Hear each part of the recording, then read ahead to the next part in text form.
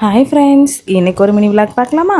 இன்றைக்கி டேவும் காலையில் நல்லா வெளுத்து வாங்க போகுதுன்னு நினச்சிட்டே தான் எந்திரிச்சேன். பார்த்தா ஸ்டவ் மட்டும் க்ளீன் பண்ணிவிட்டு வீடை போடணும் இல்லையா? எல்லாரும் தூங்கிக்கிட்டு இருந்தாங்க. நான் மட்டும் எந்திரிச்சு இந்த வேலையெல்லாம் முடிச்சு வச்சுட்டு அப்படியே வந்து சமையலை ஸ்டார்ட் பண்ணிடலான்றதுக்காக ஃபஸ்ட்டு ஸ்டவ்வை மட்டும் க்ளீன் பண்ணிட்டேன். அந்த கவுண்டர் டாப்பில் உள்ள எல்லாத்தையுமே எடுத்து ஃபுல்லாக வந்து தொடச்சிட்டேன்.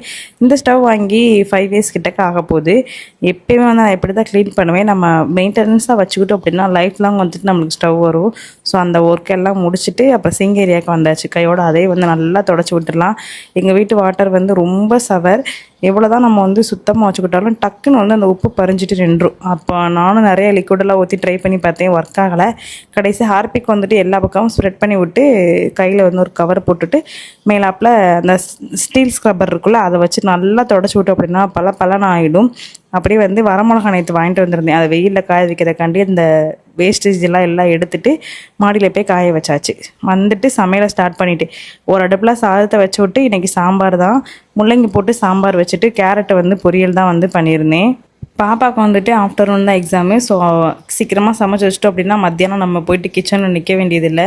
அடிக்கிற வெயிலுக்கு மதியம்லாம் போயிட்டு சமைச்சிட்டே இருக்க முடியாது. இன்றைக்கி பாப்பாவுக்கு ஃபீவர் லைட்டாக தலகணமாக இருக்குதுன்னு சொன்னால் 10 மட்டும் போட்டு விட்டு உட்கார வச்சுருந்தேன். டிஃபனுக்கு வந்து பார்த்திங்கன்னா தோசையும் சாம்பார் வச்சு கொடுத்தே சாப்பிட்டுட்டா. ஆஃப்டர்நூன் எக்ஸாம் எழுத போகணும். இது போல் வீடியோஸ் பார்க்கணும் அப்படின்னா நம்ம சேனலை மறக்காமல் சப்ஸ்கிரைப் பண்ணிக்கோங்க. அடுத்த விளாகில் பார்க்கலாம். பாய்.